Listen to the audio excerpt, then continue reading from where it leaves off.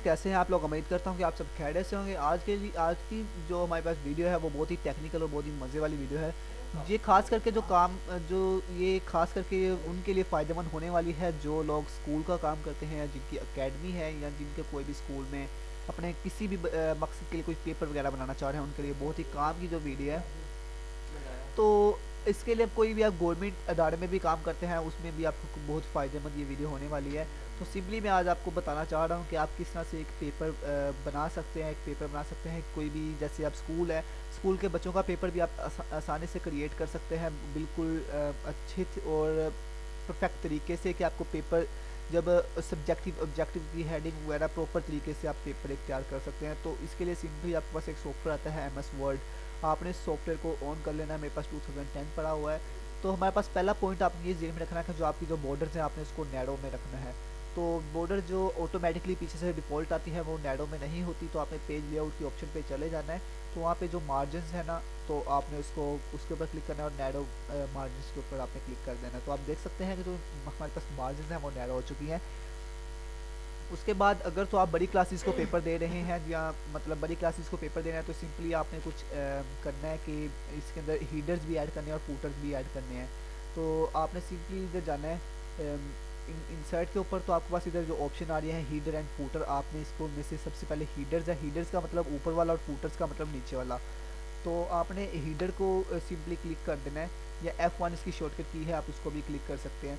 Edit header के ऊपर जब क्लिक करेंगे तो आपको आज सबसे पहले जो ऑप्शन आ जाएगी कि आप अपना हीडर्स के ऊपर टेक्स्ट करें, जो भी लिखना चाह रहे हैं कि हीडर्स क्या डालना चाह रहे हैं। पिक्चर भी डाल सकते हैं, लोगो भी डाल सकते हैं, लेकिन मैं इधर आपको एक परफेक्ट तरीके से करके दिखाने लगा हूँ कि मैं इधर नेम्स और सब्जेक्ट लिखने जा रहा हूँ। कोई भी स्टूडेंट है वो जब पेपर को देखेगा तो सबसे पहले अपना नेम लिखेगा, उसके बाद वो डेट लिखेगा। तो सिंपल मैं सबसे पहले नेम लिखने जा रहा हूँ।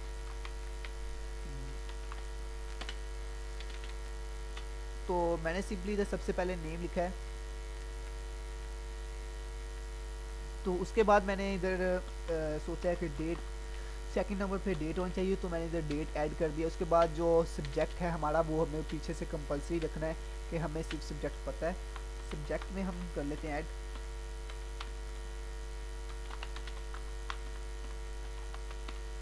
सब्जेक्ट है हमारा इंग्लिश। ये था हमारा जो आज का था जो पेपर के हीडर हैं वो ये हमारे होंगे। इंग्लिश का पेपर हम क्रिएट करने जा रहे हैं। और डेट भी हमने ऐड कर ली है और इसके साथ साथ हमने जो नेम है वो भी स्टूडेंट खुद ही लिखेंगे।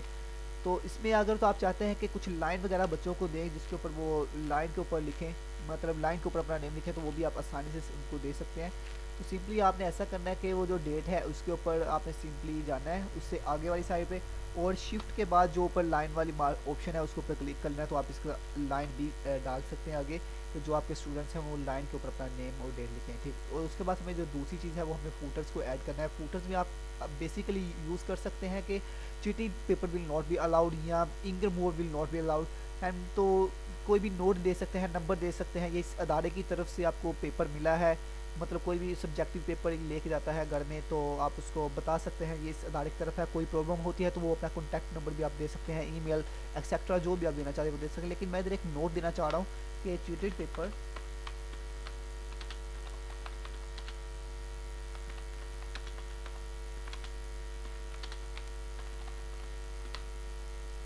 एक्सेप्टेड बेस्ट रहेगा। Cheated paper will not be accepted, इसको आपने कंपलसरी है कि आप इसको बोल्ड कर लें और अंडरलाइन भी कर लें। तो सिंपली हमारे पास ये नोट है वो भी हमारे पास तैयार हो चुका है और जो हमारे पास ऊपर हीडर्स हैं वो भी ठीक हैं और फूटर्स भी हमारे पास ठीक हैं। उसके बाद जो बेसिकली बात आती है, बहुत से लोग पेपर बनाते हैं उनको ये नहीं पता होता कि पेपर के अंदर जो वाटर मार्क लगता है, वाटर मार्क बेसिकली कुछ ऐसी चीज़ को कहते हैं जो पेज के अंदर बताती है कि ये पेज किस अदारे की तरफ से आपको मिला हुआ है। तो वाटर मार्क ऐड करने के लिए आपने सिंपली इंसर्ट की ऑप्शन के ऊपर जाना है। उसके बाद आपने जब पेज लेआउट के ऊपर चले जाएंगे तो उसके बाद आपने वाटर मार्क जो ऑप्शन है उसके ऊपर क्लिक कर लेना है और एडिट कस्टम वाटर मार्क के ऊपर जाना है। और अगर तो आप पिक्चर ऐड करना चाहते हैं तो आप सिंपली पिक्चर वाटर मार्क के ऊपर जाएं और पिक्चर को सेलेक्ट कर लें। मेरे पास ये पिक्चर है, मैंने इस पिक्चर को सेलेक्ट कर लिया, इधर इंसर्ट की ऑप्शन पे क्लिक किया है। और ऑटो के बाद आपने सिंपली इधर 150 जो बेस्ट रहता है वो आपने करना है। और जो ये वॉश आउट ये आपने कंपलसरी करना है। अगर तो टेक्स्ट करना चाह रहे हैं तो टेक्स्ट में जो ये डाटा ये मांगेगा उसको आपने ऐड कर देना है। तो ये वाटर मार्क जो मैंने इसको ऐड कर दिया, उसके बाद आपने सिंपली अपने स्कूल का जो लोगो है वो इधर ऐड करना है।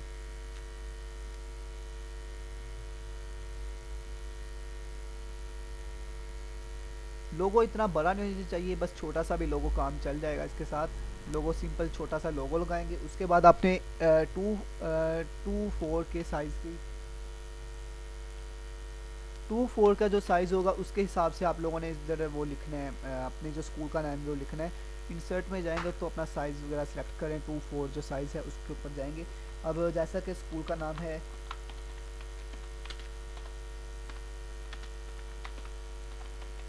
ये सिंपली हमारे पास स्कूल का नाम आ गया। हमने इसके बाद कुछ नहीं करना, सिंपली ये ऐसे ही रहने देंगे स्कूल का नाम। उसके बाद सिंपली आपने 16 की जो राइटिंग है उसको चूज़ कर लेना है और अपने भी लिखना है। सब्जेक्टिव पेपर की हेडिंग देनी है सबसे पहले।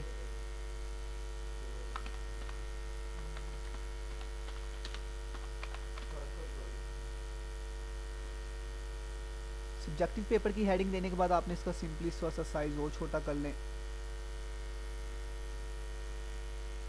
इसको बोल्ड कर लें और अंडरलाइन कर लें कि ये मेरा सब्जेक्टिव पेपर है। उसके बाद आपने इसको सिंपली ऐसा करना है कि अपनी जो पहला क्वेश्चन जो है क्वेश्चन नंबर 1 की हम हेडिंग देते हैं इधर।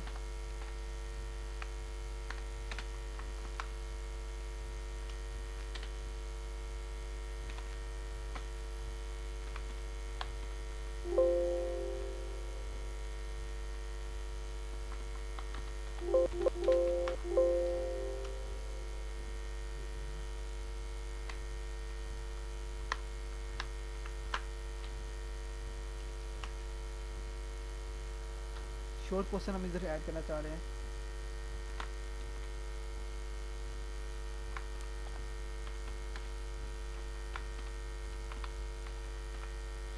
शॉर्ट क्वेश्चन की हमने सिंपली हेडिंग दे दी है, इसको अंडरलाइन ना भी करें तो फिर भी आपका काम चल जाएगा।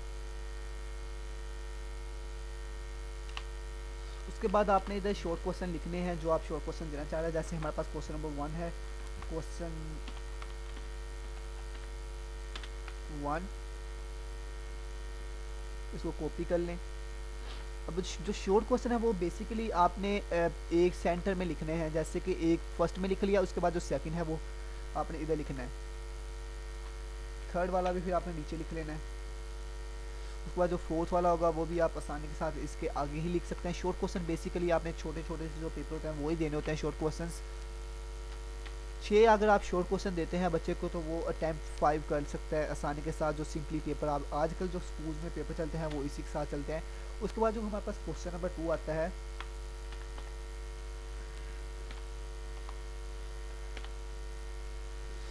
तो उसके बाद क्वेश्चन नंबर 2 में आपने लॉन्ग क्वेश्चन की हेडिंग देनी है।